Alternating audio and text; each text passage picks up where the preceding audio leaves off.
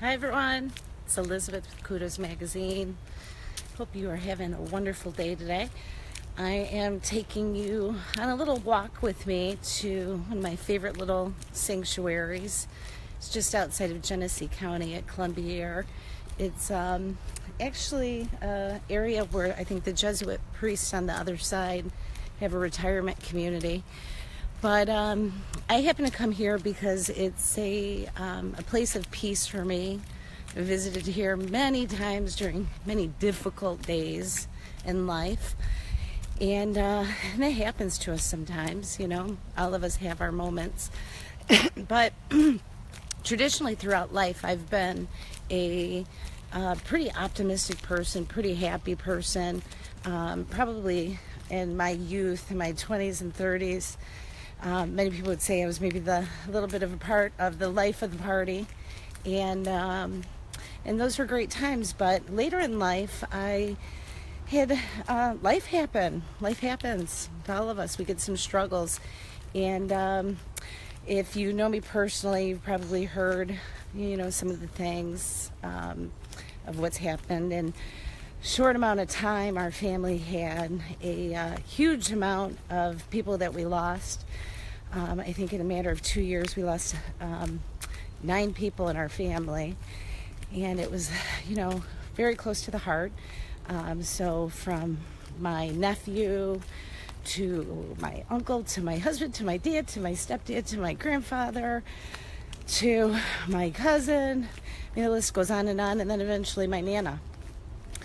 So with that being said, today on this little cup of kudos, what we're going to talk about are some natural ways of fighting against depression. And I never had depression in my whole life until probably about 42 maybe. And it snuck up on me. I didn't expect it because at the time I was just dealing with, you know, the stresses of life, just surviving and getting through. And anyway, so today, what I'm going to share with you are some of the things that worked for me, and I'm still a work in progress. And just to clarify, I'm not a doctor. I'm not a nurse. I'm just sharing my own personal insight. So it may or may not work for you. One of the first things would be getting back in touch with nature. You know, getting out into, you know, a place that makes you feel connected. I really like coming to Dyer because it makes me feel maybe a little bit smaller, you know, among all the trees. It makes me remember that there's more to this life than just me and the little things I'm going through now. So taking the time to, you know, go for a walk, get out into the air, smelling, breathing, walking, and doing some of those things can definitely help. And another big one, which has been a big adjustment for me, are, I'm going to call them negative seeds. And these can be, I'm going to go over here because somebody's coming by. These can be people, these can be places, this could be music, movies, basically things that aren't producing positive thoughts in your mind. And, you know, I went through a little bit of elimination with having to eliminate some toxic people from my life, and that was hard, very, very hard. But as the old saying goes, misery likes company, and sometimes when people are down, they like to bring other people down. And it was hard at first, letting go of some of those people. But take a look at who you're surrounding yourself with, what input you're putting into your mind, what seeds you're allowing people to put in there. And if it's negative, weed it, get it out of there. Don't allow it to grow. You know, your brain's like a garden. You got to watch what you're putting in there. And another one that I'm going to give to you is an old mantra that I learned from actually my dad. He was in AA for years, and it's the take it one day at a time. And sometimes you can't even take it one day at a time. You have to take it one breath at a time or 1 second at a time. And that's okay, but just do what you have to do in that moment. And And when you're there, this is the one thing that I remember somebody telling me before, is that whatever happens in life, whether it's good or bad, all of it's temporary. So even if you're going through the worst things that you can imagine in life, you got to remember at one point that will end too. And it's like this pendulum effect. You know, you're going to have the bad days, but then it does counter around and you do get these really good days. And another one is avoid alcohol and drugs. And I'll tell you a quick personal story. This was just before my husband had passed, and we were celebrating something with some friends, and we went to a restaurant. We were having wine, and it was great. But the problem was I noticed it allowed me to become vulnerable, a little bit sad, a little bit weepy, and I didn't want to be that weeping woman at the bar. You know, that's not who I wanted to be. So I started really watching, you know, what I was doing, where I was going, and making sure as best as I could that I was surrounding myself with positive people. And I think that that includes like what activities they partake in, the things that they do, and making sure that it helps you stay in balance. And it's hard. I can recall like seeing friends in the past that had gone through depression, but I was always, my husband used to call me this Energizer bunny. So I really couldn't grasp that concept of fighting depression, of what it would be like. And unfortunately, I got a little taste of it and I learned a lot, but I definitely don't ever want to go back to that again. But I think that it's inevitable of all of us are going to have good days and bad days. But it's about how you prepare and arm yourself as you're going through that.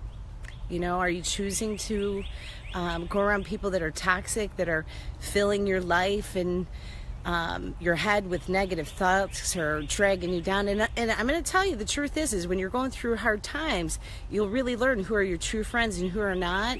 And you'll also discover who are the people that want to bring you down. It's a gift if you look at it that way, because it allows you to get closer to the people that are genuine to you. And it's not an easy task necessarily, but I'll tell you, it'll give you a lot of strength if you do go through it and say enough's enough. And one of the other things I want to say is pray. You know, if you're not worshiping God, you know, maybe meditate, but I definitely say pray, stay close to God. I actually even had people that were telling me, you're praying wrong. I don't think you can pray wrong. Just like they say, you know, I'm glad that God's judging me and not my peers. I'm glad God's hearing my prayers and not people, because God really does know our true heart and what he's saying. And at one time, you know, I was doing almost a mantra of the Lord's Prayer over and over and over. I know that God was probably saying, I heard you already. But one night, I'm going to share this with you. This truly happened. One night, in the middle of the night, after doing this Lord's Prayer for, I don't know, I'm going to tell you, 24 hours for 5 days nonstop, even like when I was falling asleep, I had a vision of, I woke up, I was awake, but then I saw this vision of this gold orb around this huge tree that was in my backyard, and I saw the words Matthew 17:20, and I didn't know what it meant. Honest to God, I didn't know what it meant. So, of course, that morning when I got up, I went and I grabbed my Bible. And I don't even think I grabbed my Bible. I think I grabbed my phone because it was right next to me. And I looked it up. And it's the passage that talks about, you know, Christ saying, if you have faith the size of a mustard seed, you can move a mountain. And I knew, to me, that was like the Holy Spirit coming to me and saying, hey, look, I hear you. Just keep your faith. And if you have people that are telling you, oh, you're not praying right, don't do it this way, don't do it that way, just stay true to your heart. True to your heart. He knows. You don't have to do a specific thing. He knows about everything, even the things that don't come out of our mouth. So remember that. And I saw recently on, it was another video of somebody that was talking about, it may have been an old Wayne Dyer video, but they were talking about being aware and taking inventory of what your thoughts are. And I found this to be helpful for me. It's making me aware of some of the stuff going on in my head. Is take 3 days and see how long you can go without having a negative thought. Not one negative thought. Not talking about people, not running yourself down, not anything that has to do with the words no, not any negative words. See if you can completely eliminate them, even from your, we got an airplane going above. See if you can eliminate them from your thinking, and you would be surprised how that can help you. But those are some things that naturally I've done to try to, I guess, enhance some of my positive thinking and to get through just a dramatic change that I had in life. And inevitably, all of us are going to go through big changes, whether it's divorce, death, loss of a job. But, you know, through things that break and end, there's a new beginning.